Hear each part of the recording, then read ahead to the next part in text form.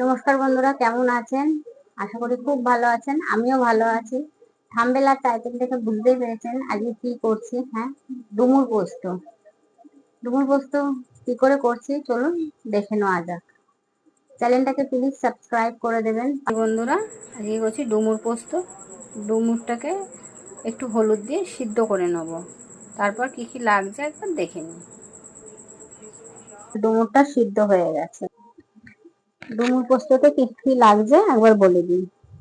লাগছে পোস্ত, হলুদ, গুঁড়ো লঙ্কা, গুঁড়ো জিরে, গোটা জিরে, গুঁড়ো সর্ষে, স্বাদ অনুযায়ী নুন, হালকা চিনি, কাঁচা লঙ্কা,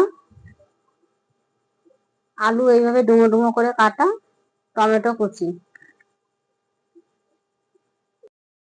বন্ধুরা, আমার তেলটা গরম হয়ে গেছে।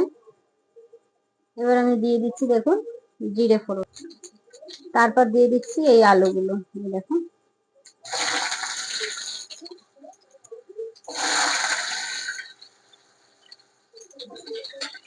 তারপর দিয়ে দিচ্ছি নুনটা। এই যে সবসময়ই তো আমরা মাছ মাংস খেয়ে থাকি, মাঝে মাঝে একটু আধা সবজি খেতে মন্দ লাগে না।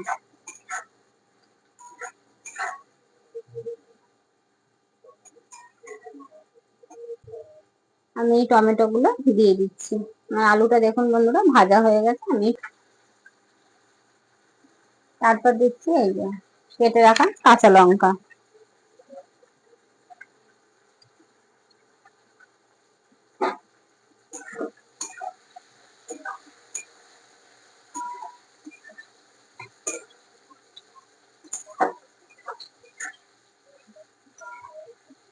একটু ভাজা হবে, তারপর আমি সিদ্ধ করা ডুমুরটা এর মধ্যে দিয়ে দেবো।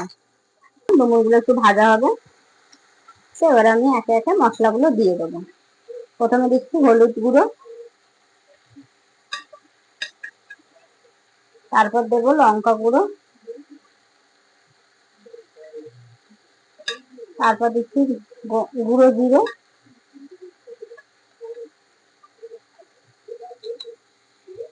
তারপর দিলাম অল্প চিনি। আমরা পোস্ত আর সর্ষেটাকে দিয়ে দিচ্ছি।